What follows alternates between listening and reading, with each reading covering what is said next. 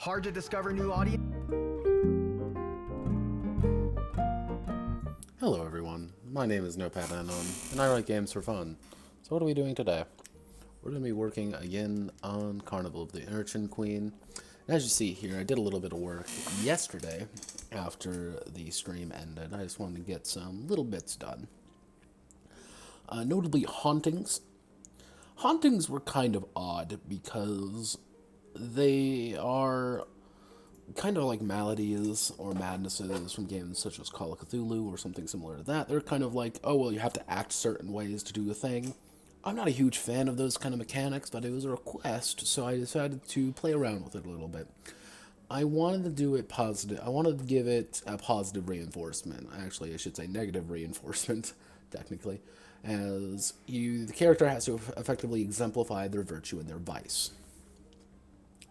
And virtue and the vice is selected character creation. It's your basic 7s. But let's say I used this with good old Donovan here, Donovan White. His virtue is diligence, and his vice is pride.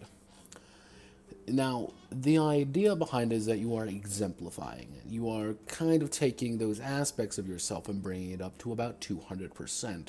So, having a haunting and you have the pride on you, and you're a prideful individual, that means you are effectively rushing into problems because only you can solve it and everyone else is an idiot. And only you, yes you, can solve the problem. Because again, everyone is stupid except you because you're very smart and you can know how to solve the issue. While on the other hand, his virtue being diligence means he's effectively going to try to work himself to death. And he won't sleep, he won't do anything until the job's finished. He's exemplifying it. And these are meant to hurt you. They're not fun. Mostly when you have other virtues and vices, such as greed, lust even. Again, lust doesn't necessarily mean, man, I want to do some terrible, terrible things. Or, immediately make this script 18 plus, but it's a lot of, hey, I really want this. That's the desire for something. While on the other hand, having your virtues being something like chastity, temperance, or other nice things can still really damage you if you take them to a horrible extreme. And that's kind of the key idea, is taking it to 100% and going beyond it. You want to break yourself on it, because that's what a haunting is supposed to represent. You, the character, going mad, slowly and steadily. And it's pretty much doing soul damage as long as you don't conform to it, doing a stacking amount, which doesn't add up. It does add up quite a bit, mostly when the more key rolls that you do, which trigger hauntings, the longer it takes. So instead of doing it for just a day, it takes 2 days to go away. It takes 3 days, 4 days, 5 days, until you hit a point where you have to act like a suicidal gibbon for a month, where suddenly anything you do can kill you, as long as you don't act according to this. If you don't act like an idiot trying to get themselves killed, you're going to just kill yourself by virtue of not doing it, because you're going to take soul damage. And things will want to eat you from the inside out. So that's kind of the back and forth there. I didn't want people to be like, well, you now lose control of your character, you must act like this, Lamau. I'm not a huge fan of those mechanics. Never have been, never will be. There are a few games that can pull them off well. Every game I've seen them try to be used, they just kind of fall flat, or it becomes a lot of, well, you act like this now, and it's like, oh, okay, I guess I will act like this now. Cool. It's just, it's like time travel plots. Nobody likes time travel plots. The other one I did was I added this section, which is kind of just going over all of the virtues and vices. Foramen, which I ended up just applying some basic logic. Also, this is from Looking Up to Magical Girls, which is a really good manga. In case you haven't read it, you totally should, because it's kind of messed up, but it's also kind of messed up that I enjoy. But today we're going to be working on combat. Now, I was discussing this last time a little bit. Combat is an interesting beast to worry about for 2 reasons. The first reason is that, well,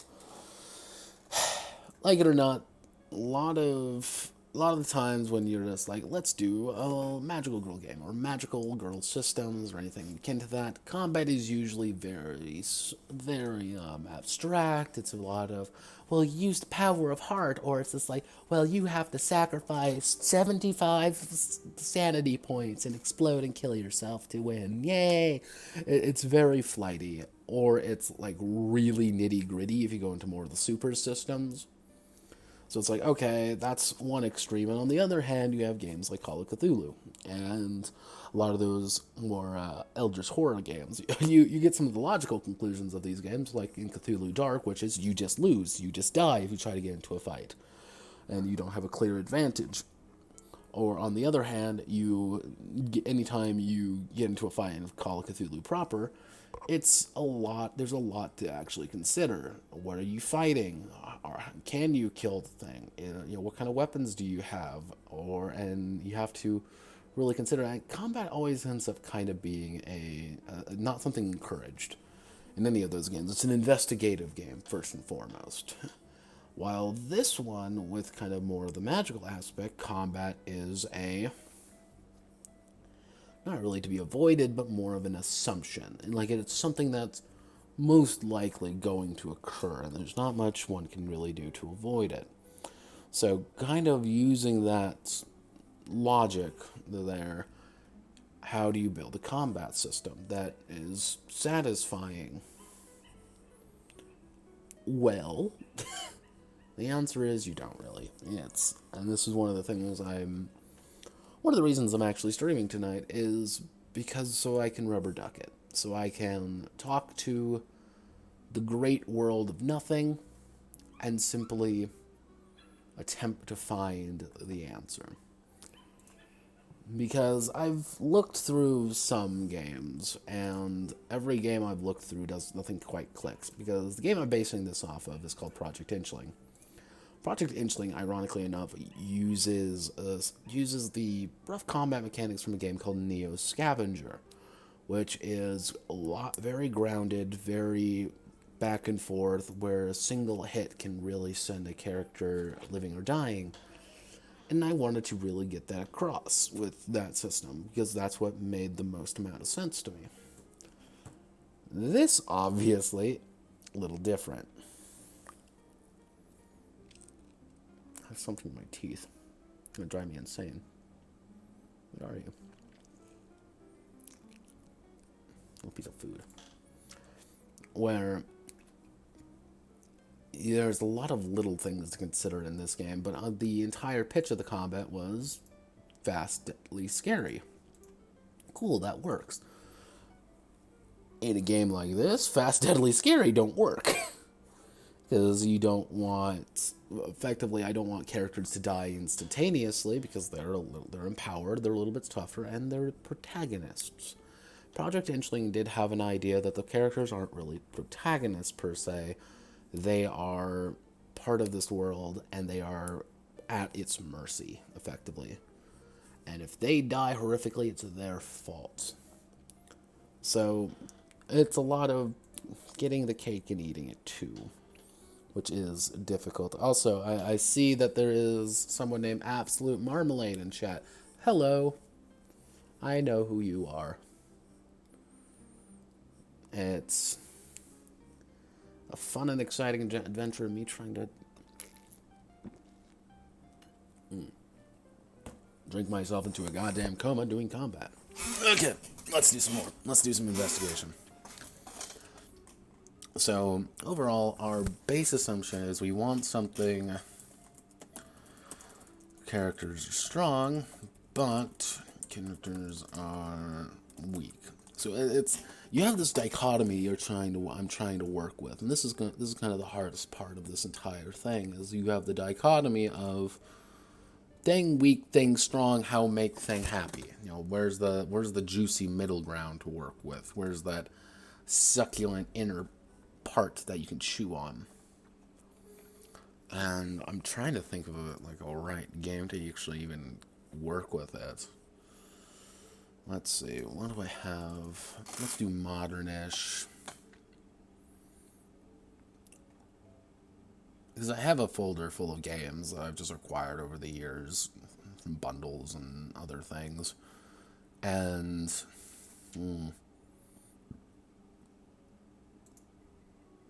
ugh. Yeah, I'm trying a new beer tonight. It's a Great Lakes Brewing Company, Edmund Fitzgerald Porter. Yeah, very thick. Very thick. A little bit more bitter than I'm used to, but still alright. Not my favorite thing I've ever had, but didn't mean to click on you, but give me answers, please God, give me answers. This is why you come to my stream, to watch me drink and kill myself. La dee dee dee dee dee dee doo doo doo da.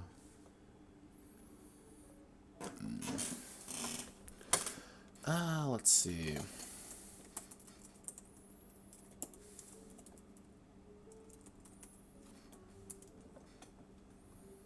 Gothic horror, maybe?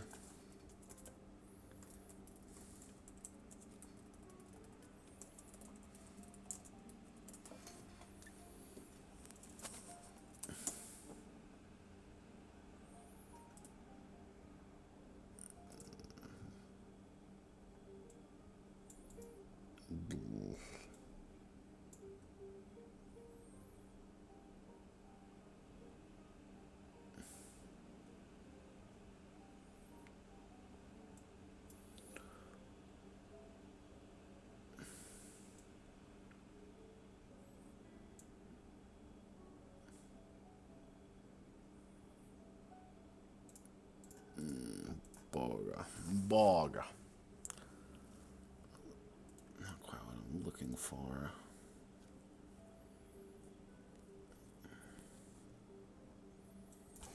Where's the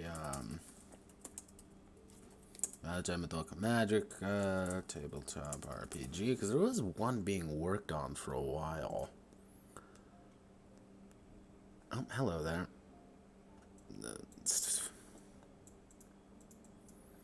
Oh, hello. Let's do a little bit of. Is this the one with the death system?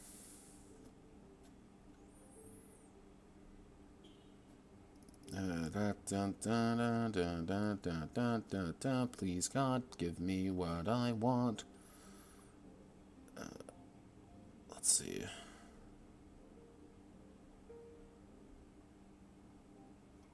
The major action. This is disgusting.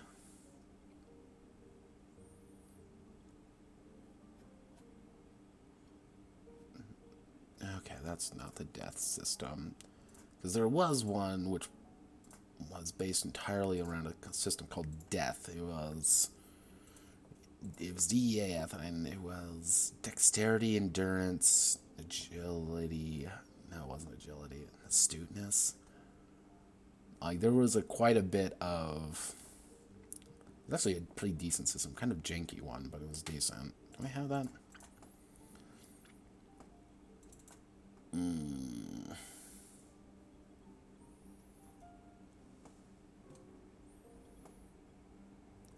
Okay, well, let's. I'm just going to write rules down and see what works, because.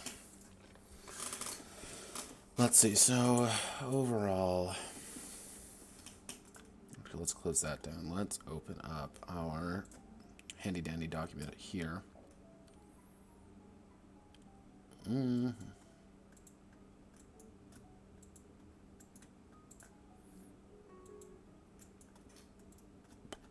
So I'm good at passive magic, blah, blah, blah, blah, blah. That's not helping me. So, let's see. Project Interling was based mostly on fucking Neo Scavenger.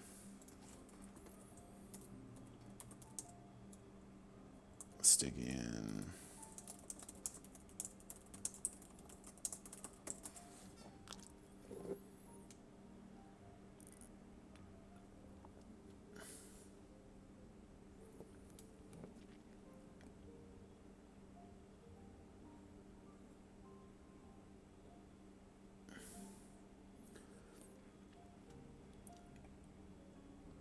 Because I played Stygian the other night, actually, and I hated it. I despised Stygian because it was bad, and it physically and emotionally just hurt me.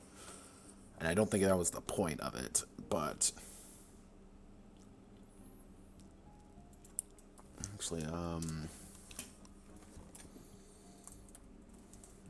Fears? RPG Combat?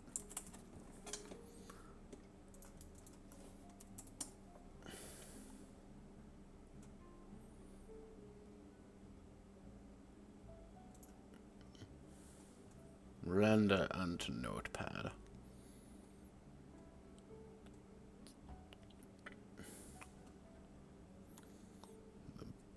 The Boogeyman.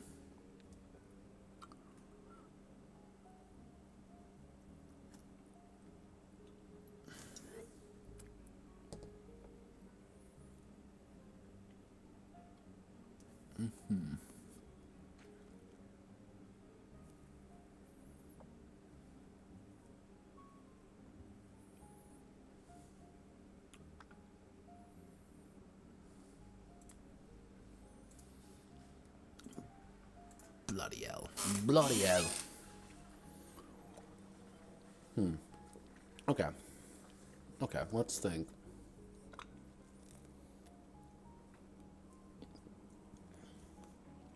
I'm 20 minutes into the stream and I've grand total written 2 words. And it can be summarized as, me no thing, please help. Me no words.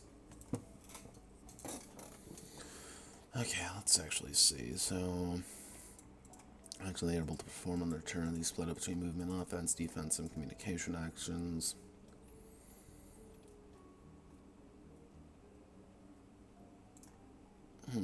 Okay.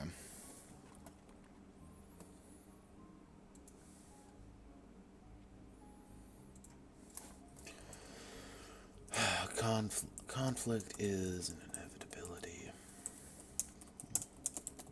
To be being an urchin in darkened London.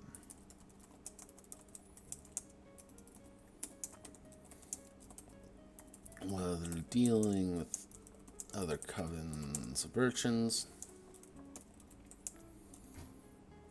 fighting back against Scotland Yard's Ministry of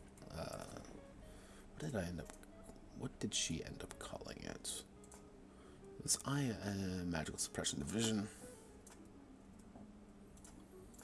Magical Suppression Division.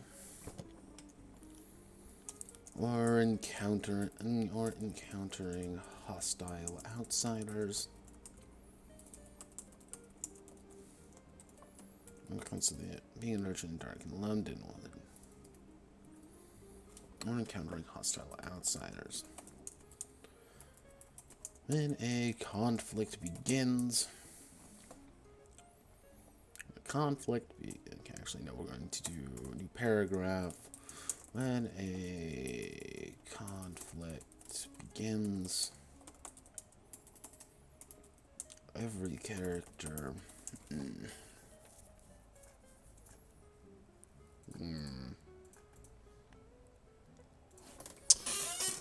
What is the answer here?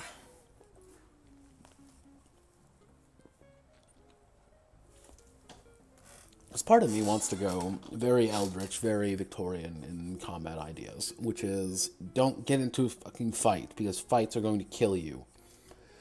And if I were to do that, I think using the Neo Scavenger, kind of just taking it directly from Project Inchling would be best. But that's not quite how it works. And I don't really want to go into the whole Mahashojo, because that doesn't work either. Because it's clashing with tone. There's 2 tones clashing against each other, and I get that's the idea of what the creator was going for. But my noggin doesn't like it. It's very complex to deal with. If this was a book, it could work. If this was a show, it could work.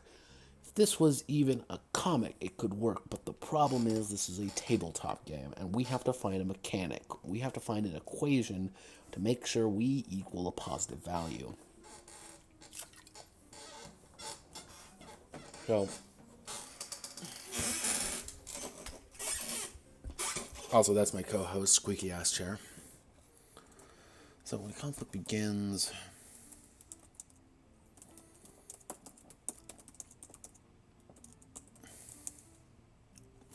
now, if I was a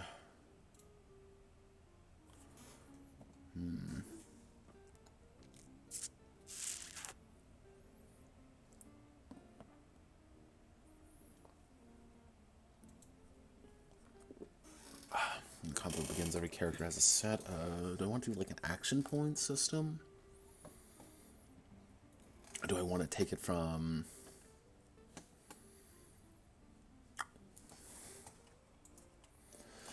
If we base it on combat from other games, Grand Realm is very much based off the beat system. You cannot escape the beat system in that game. Hearts of Darkness is range combat, very modern, very quote realistic end quote. Fate's tied to its game. That's just a D20 game, very tied to it. Dice pool, but that's also very assumption. There's quite a bit of assumptions in that game as well.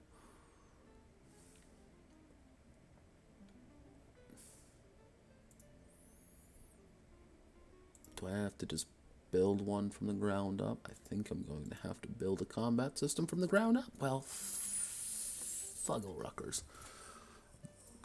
Just mess my life up there, family. I'm just mess my life up, please. Oh God, please.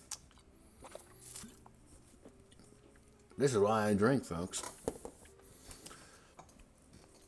So, either one, we can go with the like an action point system, which is effectively each character has a series of action points that they expend to perform actions. We can have a normal turn we can have a normal turn system. Each character has X amount of actions that they are able to perform.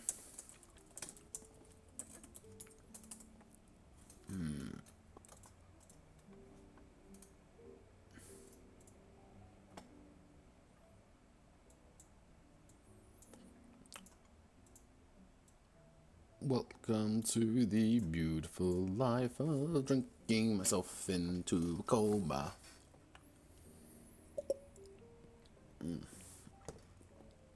Good stuff.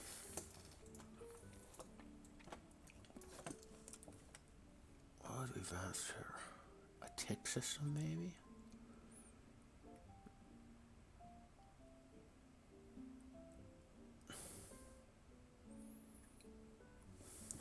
That might not be a terrible idea. We use the tick system.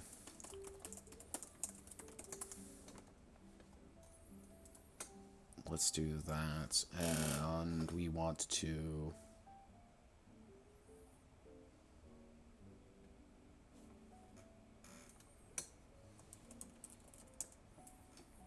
momentum.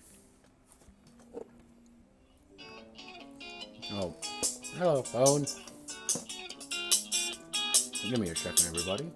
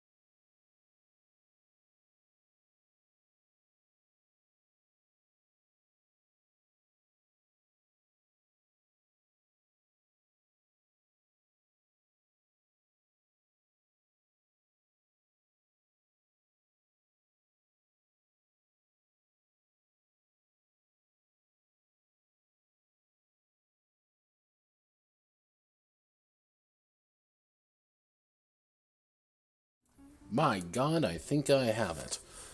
And I also got a phone call from my mother, because she calls me all the time.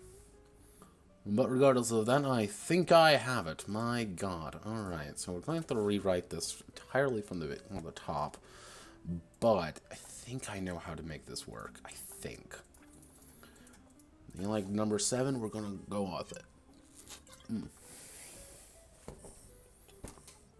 The combat begins when character rolls their willpower for their turn order.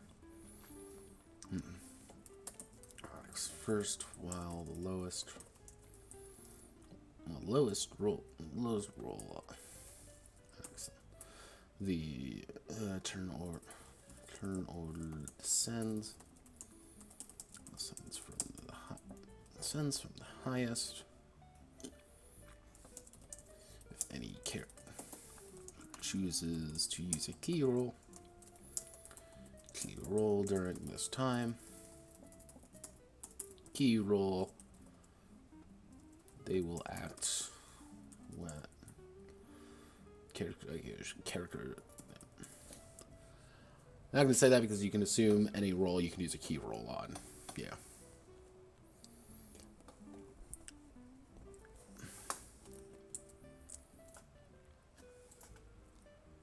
Basing off willpower too, because I don't want people to just spam body and become the best ever.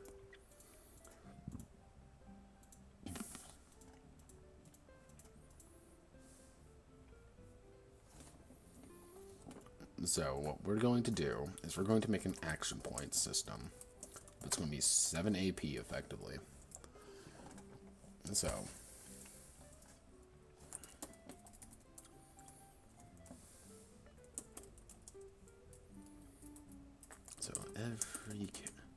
every urchin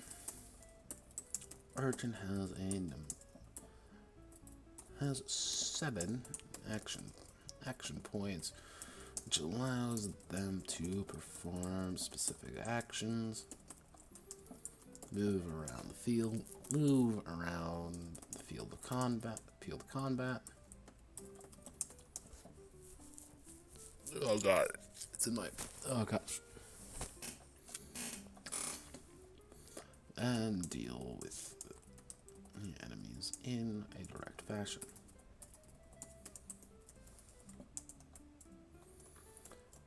A urchin can spend as much or as little action points as they wish per turn.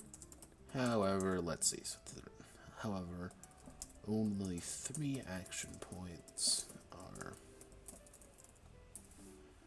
actually only 1 action point. Actually, however, only 3 action points will roll over into the next round.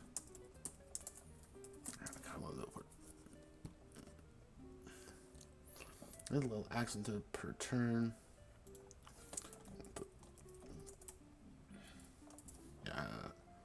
Turn, however, over into the next round.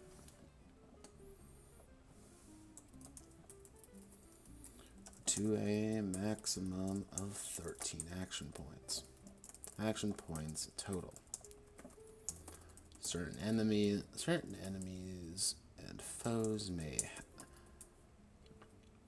certain enemies and denizens of darkened London may have more or less total action points than the urchins, but they will all operate with the same costs per action.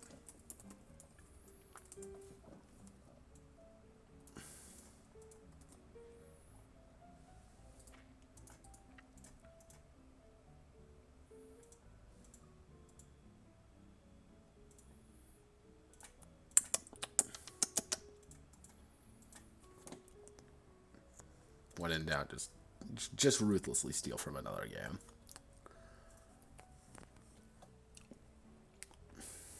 So, okay. So what we want to do now is actions in combat.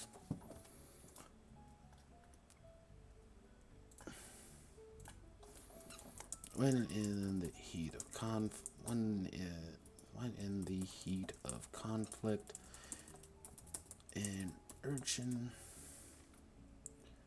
has a number of actions at their disposal to use with their action points. If a character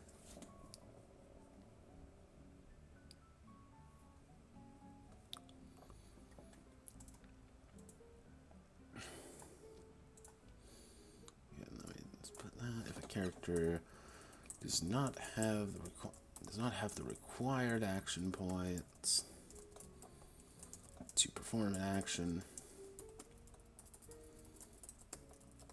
they are unable to unless they expend 3 health in any category to add telephone.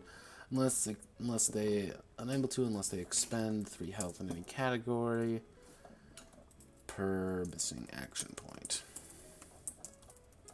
So effectively, you can key roll yourself to combat by forcing your body to do terrible, terrible things to itself because you are a magical person who does magical things for magical reasons, and bleeding from your eye sockets is definitely one. Because, okay, everyone, raise your hands if you want to bleed from your eye sockets. Yay! Why aren't you cheering? Come on, everyone, cheer. I said cheer, everyone. We're all happy that we're bleeding from our eye sockets and dying horrifically. Not from in any category for missing action point.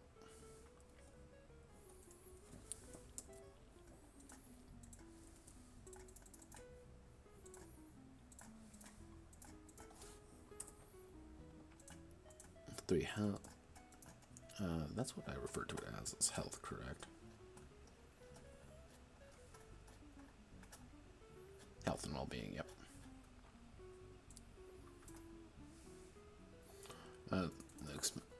Unless they apply 3 damage in any category per missing action point.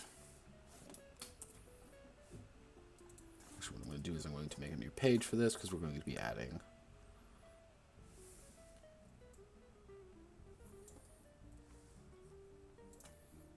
So here's our action list. Movement.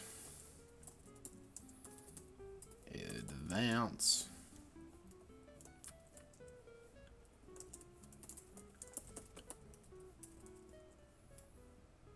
Do I want to do more abstract movement, or do I want to do... Didn't mean to click that button. You know what I'm going to do? I'm going to do the complete cop-out answer as I usually do, and I'm going to bring in space distance. Because space distance saves lives, kids. Space distance saves lives.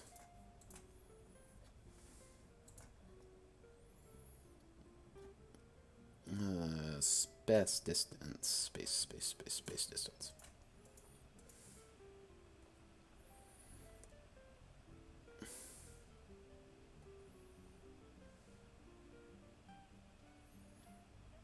I should actually.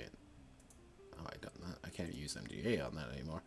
I have to use standard issue science fiction, probably. That'll probably be the easiest. Standard issue science fiction. Dr. Alex Voodoo will build a creature. Do.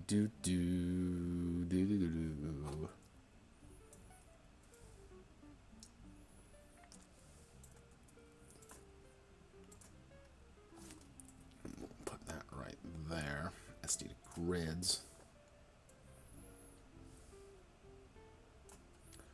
And change everything over to Kaivo.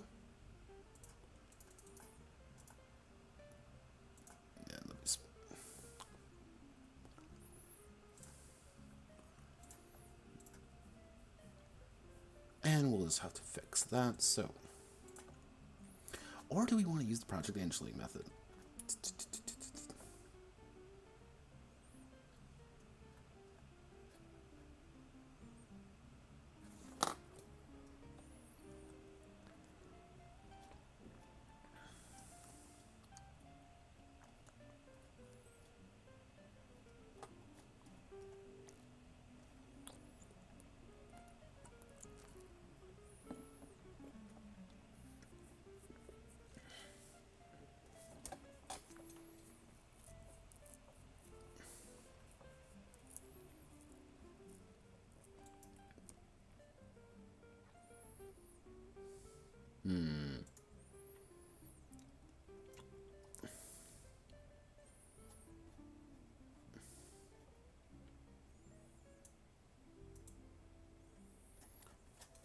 I guess I can just take this idea instead of using space distance proper, because it's going to be fairly close distance fighting.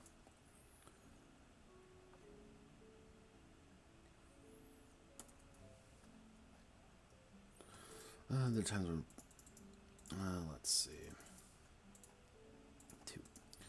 There are times where characters fighting close quarter knife fights, and other time navigating through two combined distances together can be universal. Also, move distances are considered in space. Space. Looking to it is roughly considered to be around.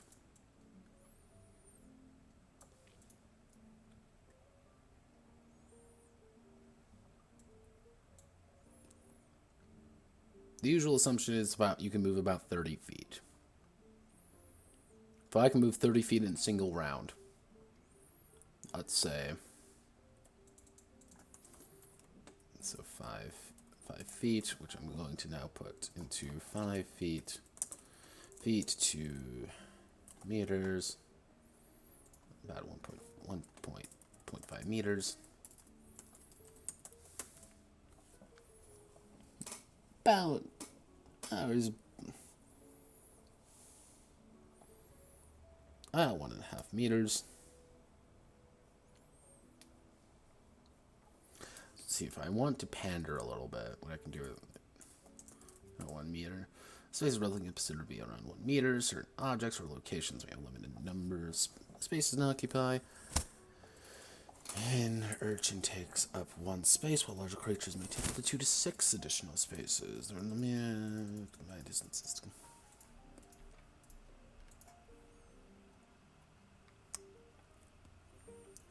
If you want to,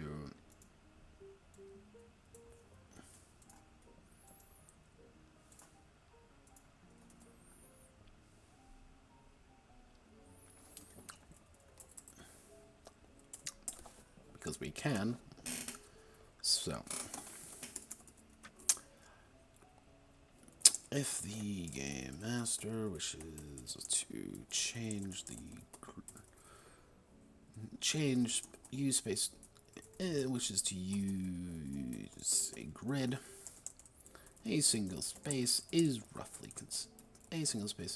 roughly considered a unit of distance in the system, in the grid.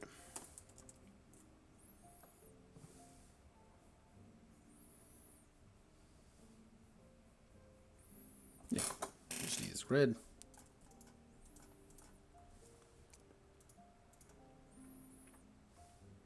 I'm actually going to put a footnote there. I've always preferred hexes due to ease of use. However, squares work perfectly fine. Hex master race here, by the way. Go away with your normie square ways. 1 meter, it just takes up 1 space.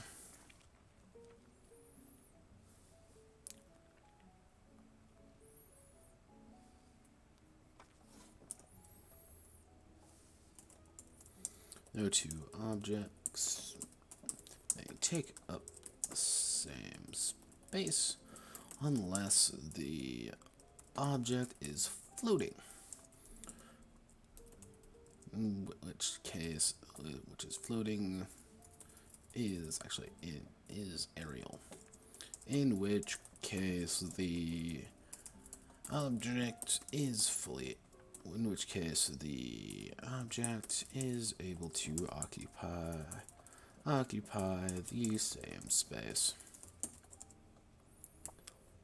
Which the object may take the same space once the object is aerial, in which the object may occupy the same space. If another character or object is shoved into an already occupied space,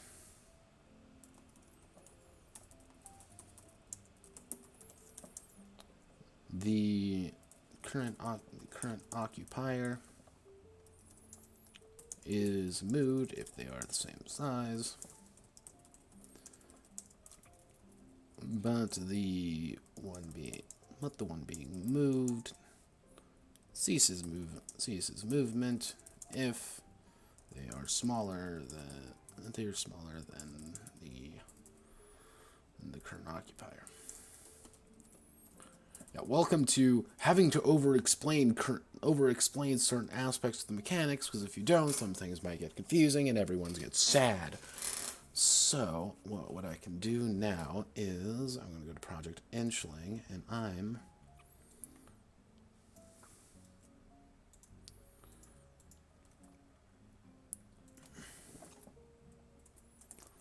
movement,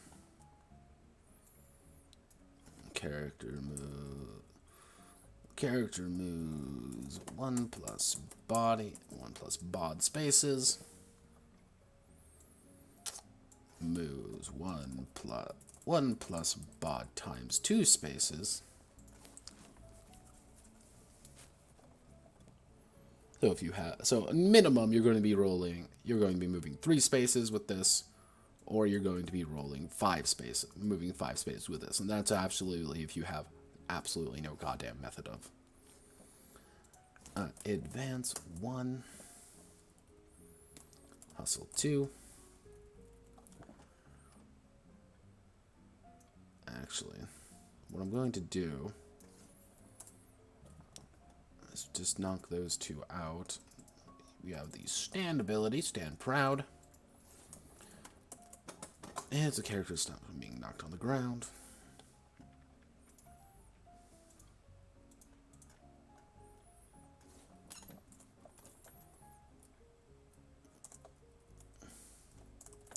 Done.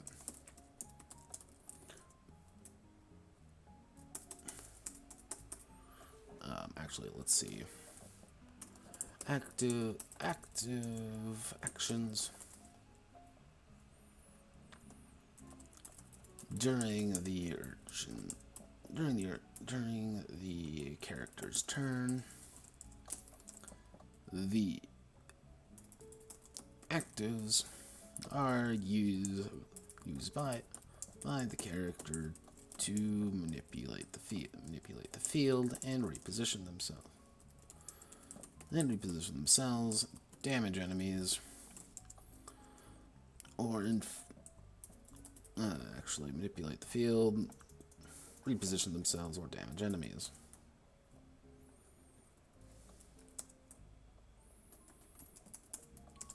These cannot be used when it is not the character's turn.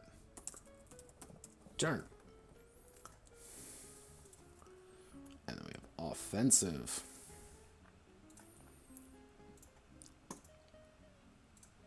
Offensive stuff is fun, right, everyone? Right. So, offensive. Swing. Actually, melee. We're going to do melee attack. X. Attacks with a melee weapon.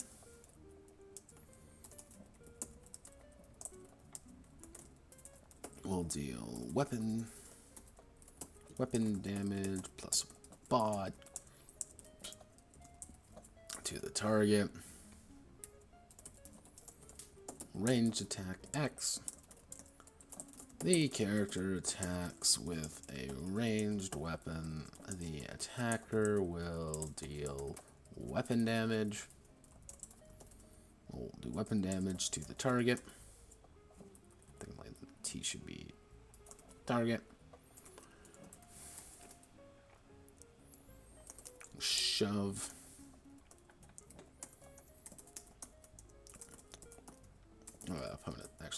Opponent size.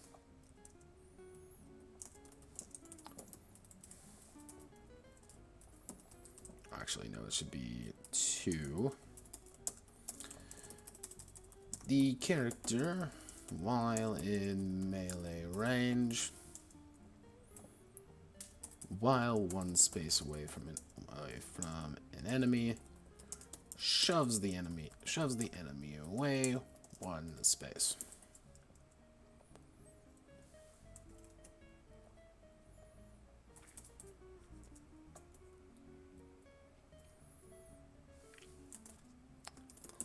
Tackle.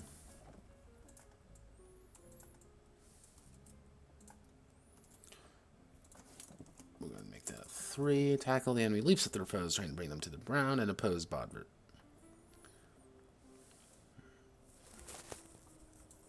An opposed bod versus bod check is called, with the loser being knocked to the ground.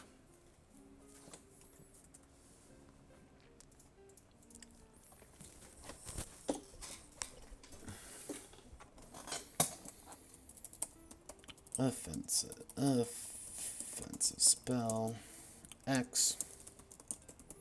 Character begins casting a direct target spell. Spell at an enemy. Character will deal damage.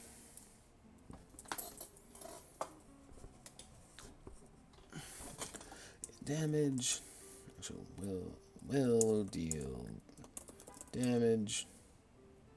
Actually, will deal spell damage. Actually, no, will deal damage equal to. Will deal weapon damage to the target's blood. To the target's blood. Will deal damage equal to their attunement. To an attunement roll.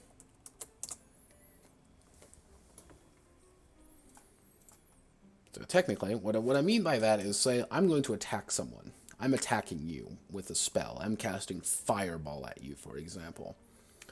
Now, I have to succeed at the roll to actually make the spell work. Once I succeed at the roll to make the spell work, then I roll my attunement, just my attunement, and that's how much damage I do.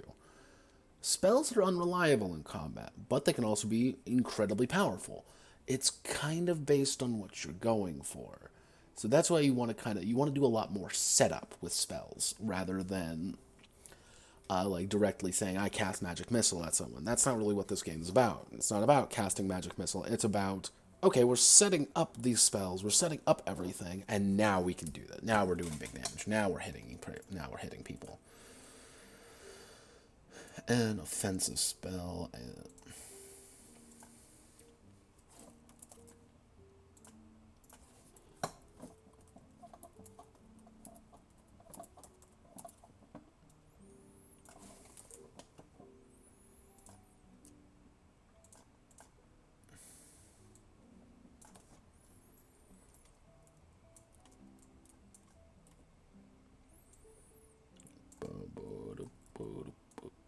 Shove.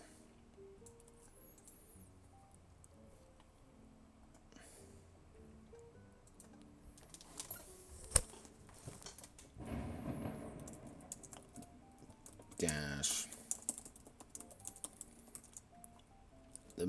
The character moves bod plus 1 spaces.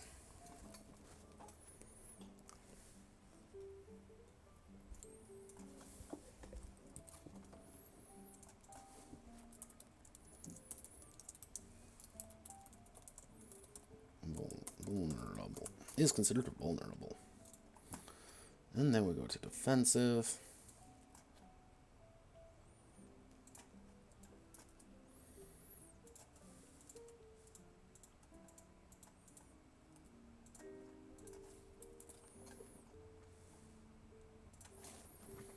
Okay, so what we want to do with defensive rules is we want to do parry stance,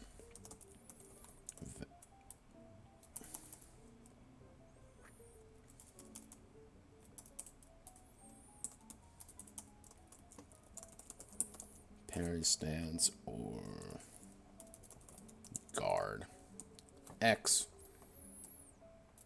Actually, defensive, you just have guard. Actually, no, you have guard.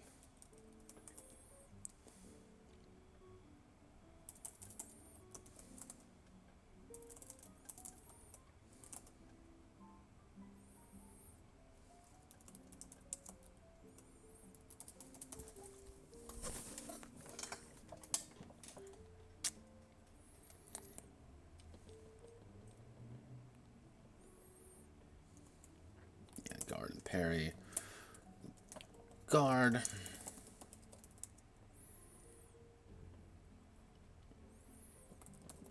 Makes up a defensive posture. They gain plus X, with X being the amount of action points spent. Spent guarding.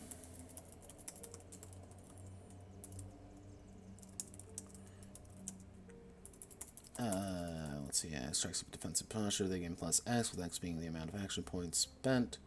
Spent guarding in addition, and additional armor.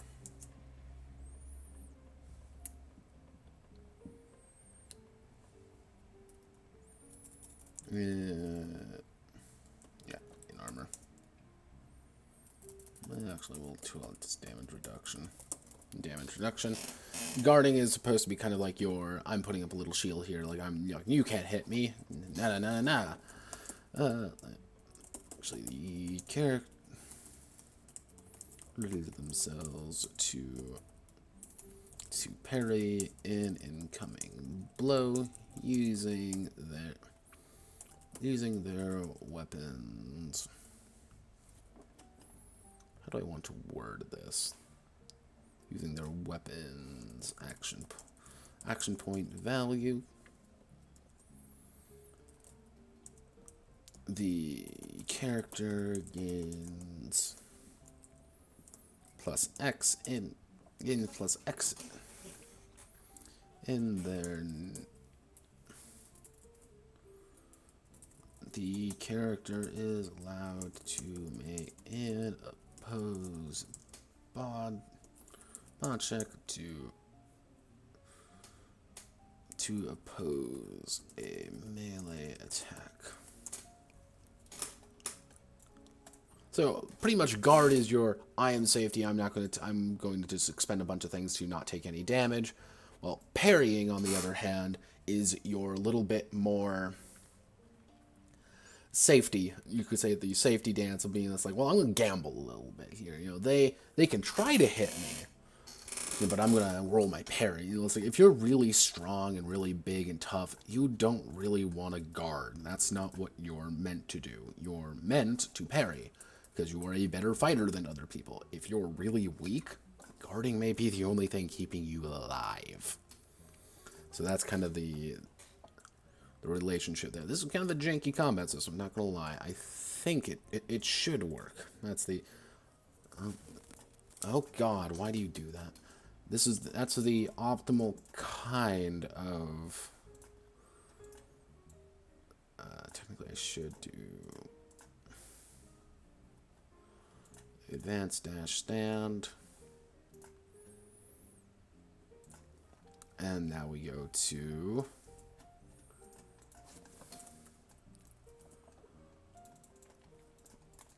reactive actions. During another character's turn, During another character's turn, the character is allowed to use reactive actions to attempt to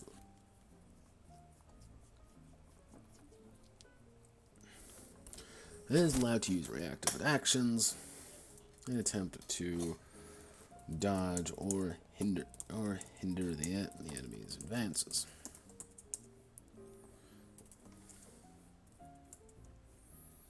If the character has no action points, they cannot use a reactive action. And next we go to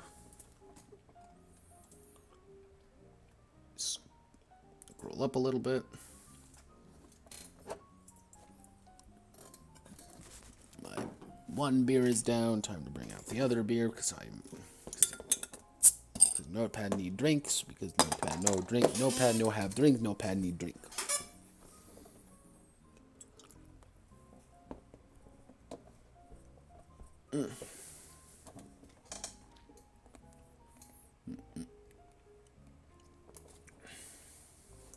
So we want some movement, stagger.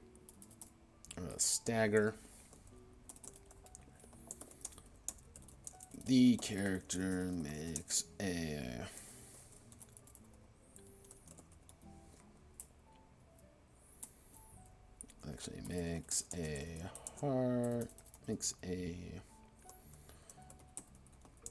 opposed. It would be bod. Actually, what would it be? Oh, got Carnival of the Urchin. Carnival of the Urchin. Carnival of the Urchin Queen. Attunement, body, bravado, cleverness. Cleverness versus opponent's bod check to slip away from being engaged in melee combat. On a success, the character moves one space away. On a failure, the character does not move. Actually, I shouldn't. So staggering, we'll call it slip away. Dodge. The character attempts to dodge out of the way of a... Actually, I'm going to call this a melee dodge. Character attempts to dodge out of the way of a melee strike, with X being the action, be 1/2 of the action points of the weapon being used. Footnote, for example, a truncheon has a AP value of 2, so the character needs 1 AP to attempt to dodge it. The character rolls an opposed bod versus bod check. Rolls an opposed bod versus bod check. On a success, they take no damage. On a failure, they take damage. Dive.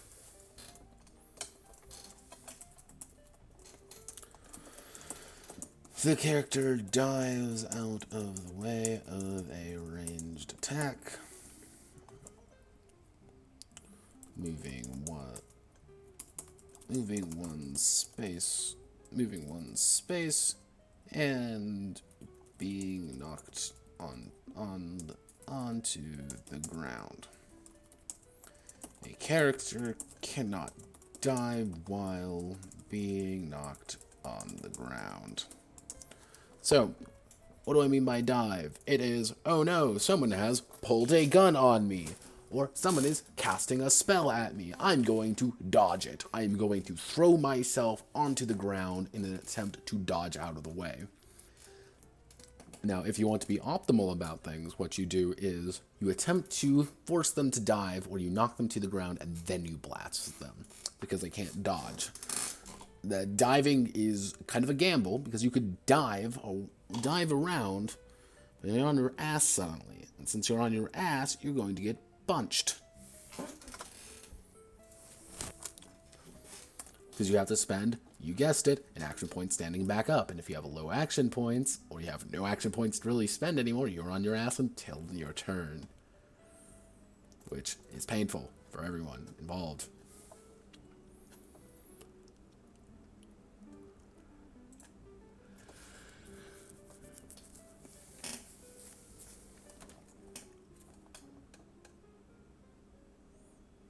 Actually, I should take that and put it in offensive, defensive.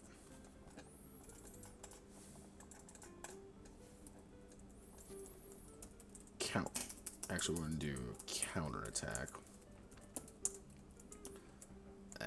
X times 2. X. The character lashes out with their weapon. The weapon after an opponent. An opponent's failed attack. First rolls an opposed bod versus bod check. Failed attack. The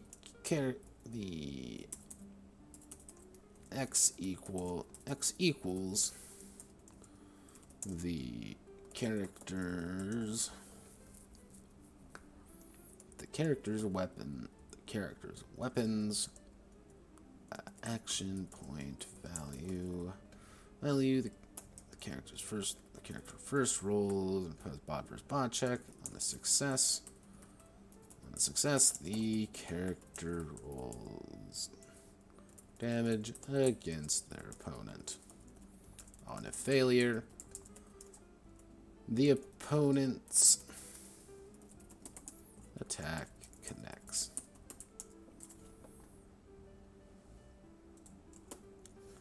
Times 2.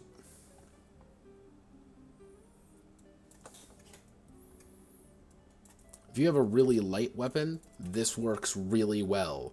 If you have a not a very light weapon, it does not work very well.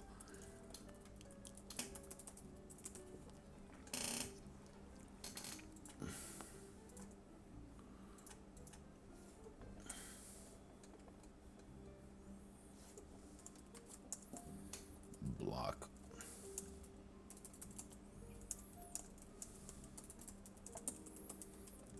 The character mitigates an entire attack's damage by consuming one of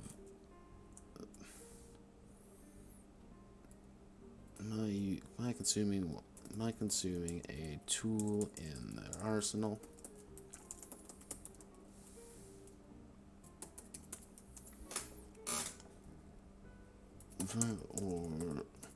Or currently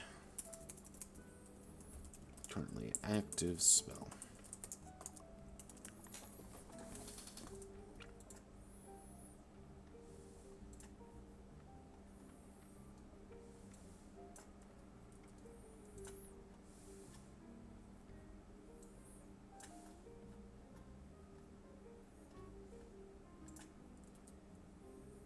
Oh gosh, oh golly gee.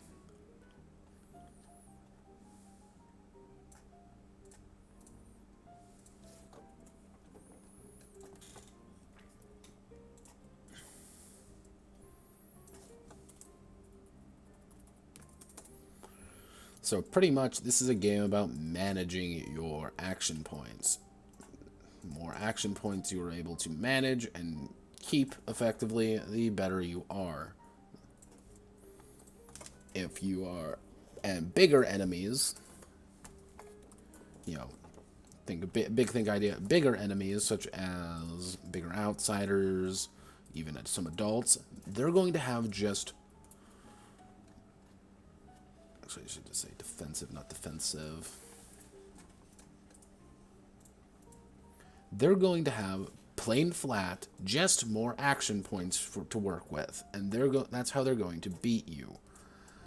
It's as a young child, you can build up, so you need to kind of use what the numbers you have to your advantage. If you don't have those numbers, give me 1 second.